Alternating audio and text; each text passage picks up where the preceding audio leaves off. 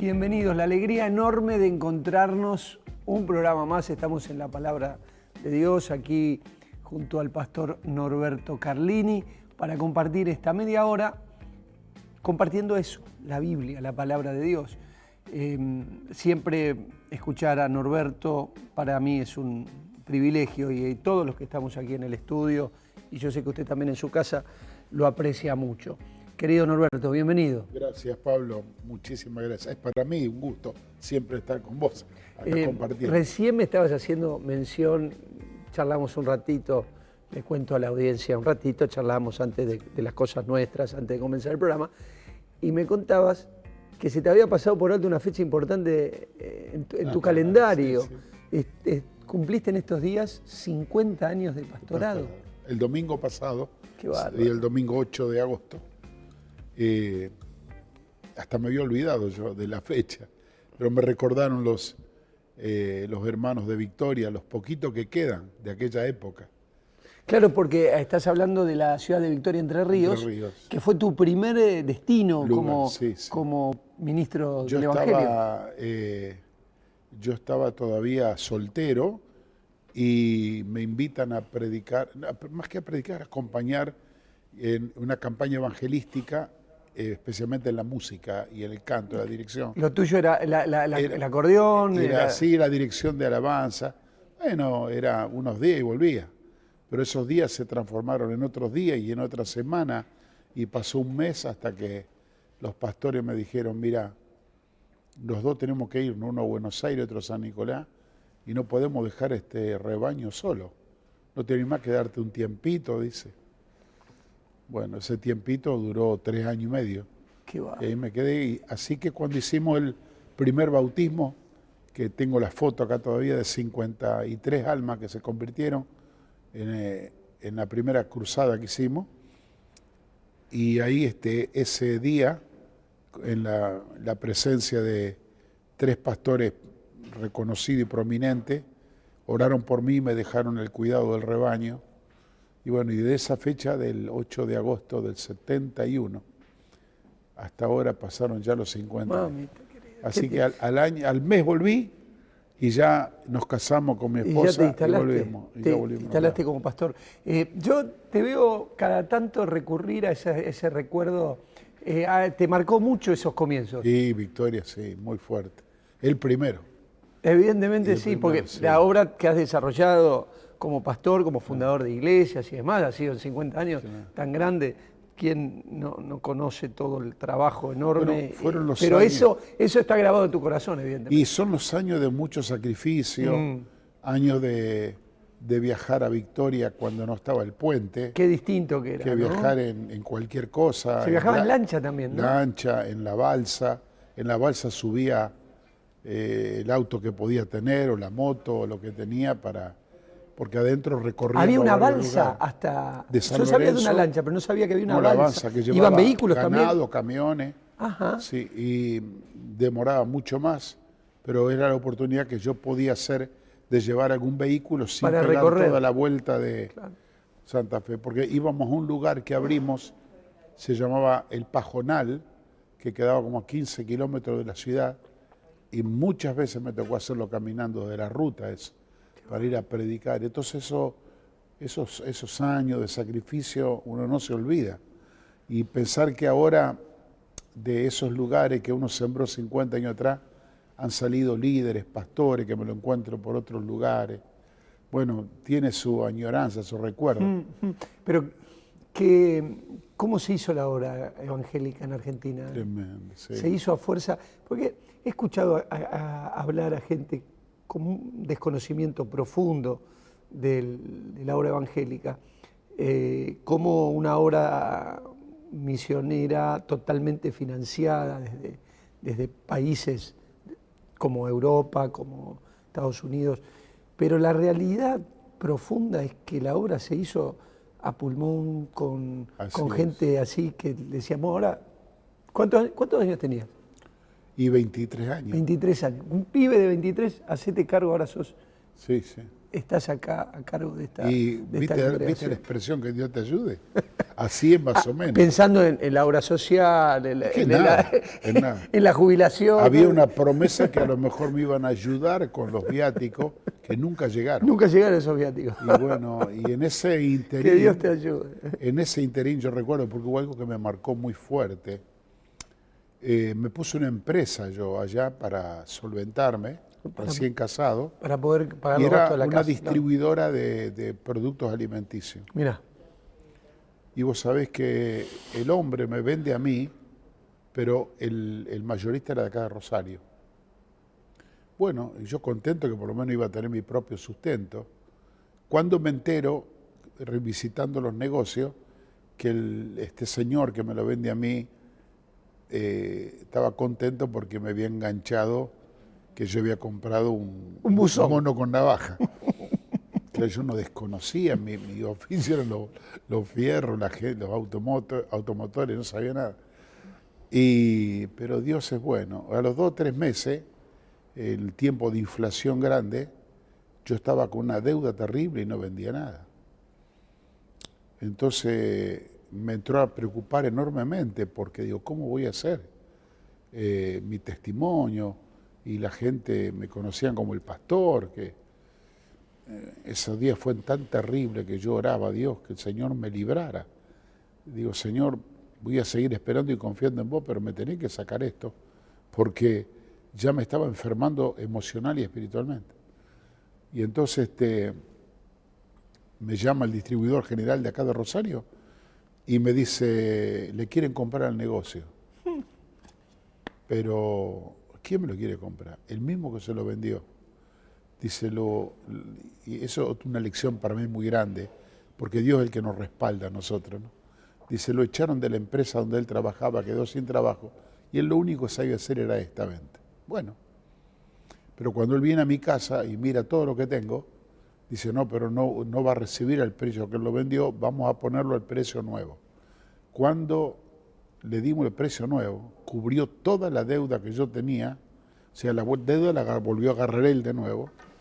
No me quedó ni una galletita, pero fui liberado. Le agradecí a Dios por eso. Y de ahí en adelante solo fue confiar en Dios y esperar y fue de llevar la obra adelante. Y dejamos realmente un testimonio hermoso ahí y en varios pueblos alrededor, ¿no? Hasta que después el Señor me trae acá a Rosario de vuelta y me quedó claro esos lazos afectivos. Pensar que quedan 2 personas de aquella época. La hermana, que ya tiene 80 y pico de años, donde yo paraba en la casa de ella, y qué testimonio tremendo. Sus hijos, hoy ya tiene hija directora de escuela, su esposo, gran hombre, pero nunca nos trataba con tanta deferencia y cariño, pero nunca quería dar un paso de fe. Y hace aproximadamente unos pocos meses, no hace un año, que ella me llama un día con gran alegría que ahora su esposo había entregado su vida a Cristo. Hace poquito me vinieron a visitar, me aguantó a mí tantos años y pensar que ahora el hombre, la familia... Norberto, Dios es fiel, Dios es fiel. A su tiempo el Señor trabaja. Estuve este fin de semana, el viernes pasado estuve en Victoria predicando. Ah, mira qué lindo. Ahí solemos ir a la Sociedad Italiana de Socorro. Ahí ya adquirimos eso como una parroquia propia. Qué bueno. Linda gente la entrerriana. Te mandamos un saludo. Nos ven allá en Entre Ríos. De mucho gran cariño, sí, yo sé que nos ven.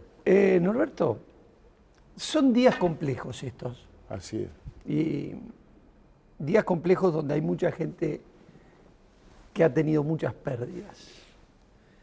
Hay otros que el temor, el encierro, la falta de perspectiva, estuve hablando con gente que ha perdido su trabajo, días difíciles sí los hay, que nos ha atravesado a todos, sin excepción. Así es. ¿Por qué no le hablamos a esa gente hoy? Mira, justamente tengo un pasaje de las Escrituras donde cuenta la historia de una mujer que después de haber perdido muchas cosas en la vida, le queda una sola cosa donde, un solo, como dicen los criollos acá, un palenque donde rascarse, diríamos una roca donde apoyarse, que era la esperanza de su hijo único.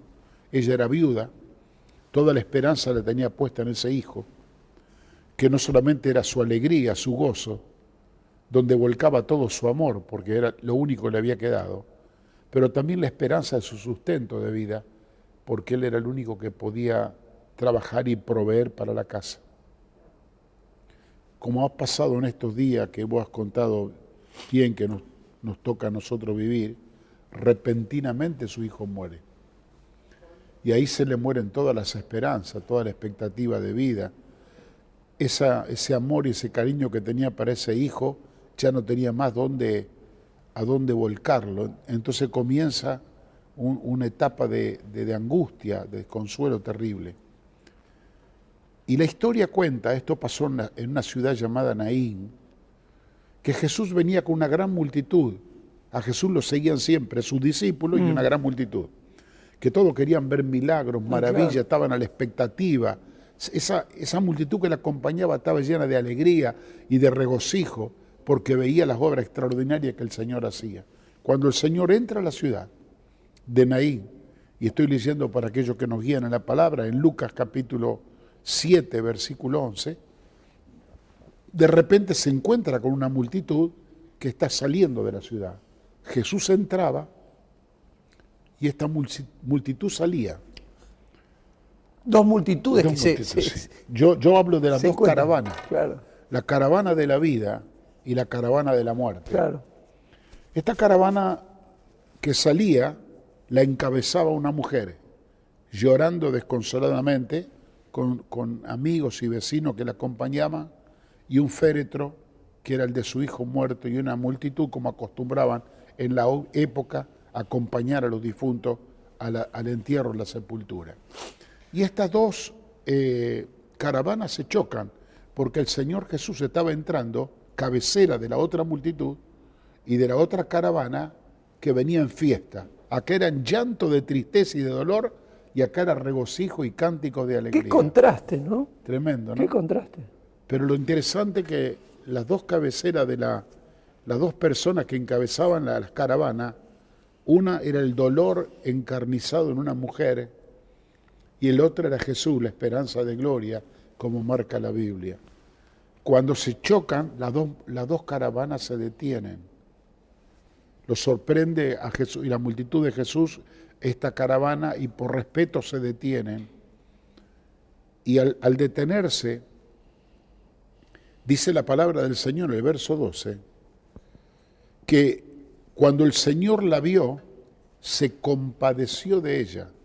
La primera cosa, en el verso 13, Jesús podía tener sentimientos tan profundos que, a pesar que era el Hijo de Dios, divinidad personificada, él podía tener los sentimientos que cualquier ser humano tiene, así como tuvo hambre y tuvo sed, así como se cansó y también lloró ante la tumba de su amigo Lázaro, cuando vio una mujer quebrantada, dolorida y angustiada, porque había perdido toda esperanza, toda cargada de desesperación, dice que se compadeció de ella.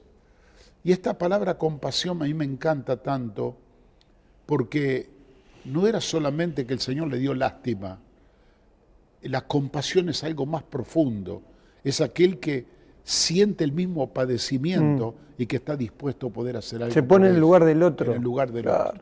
Claro. Y yo quiero mirar a Jesús desde esta perspectiva, porque, Pablo, habrá gente en esta hora que nos están mirando que estarán pasando la misma condición. Pérdida, como bien dijiste vos, que no pueden cortar su desconsuelo, su tristeza.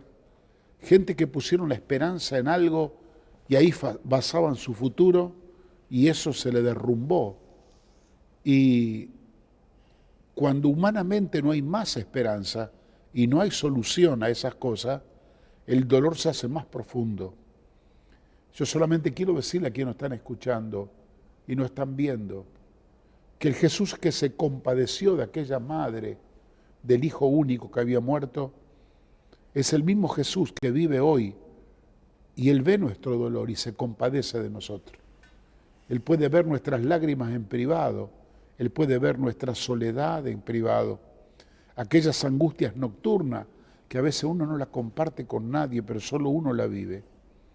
Hay alguien que la está viendo, que no la podemos esconder, y ese es el Señor. El mismo Jesús que dice la Biblia que es el mismo ayer, hoy y por los siglos. Ese Jesús que se compadeció de esa mujer es el Cristo que se está compadeciendo de tu problema en este día, cualquiera que fuera.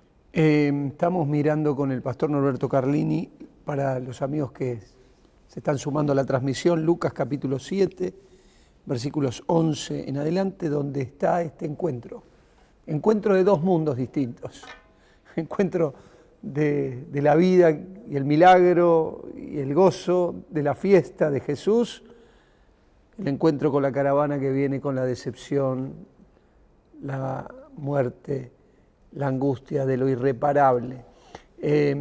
Pero Norberto está haciendo hincapié en esta frase, ¿no?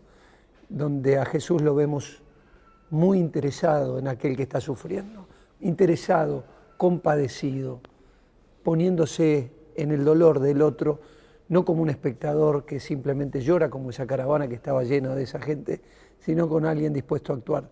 Si usted tiene paciencia unos pocos segundos, ya volvemos y vamos a meternos para ver qué pasó aquí, porque la idea es hablarle a cada corazón que hoy está así, que tal vez esté en una decepción de la vida, en una caravana de tristeza metido. El encuentro con Jesús cambia. Ya volvemos.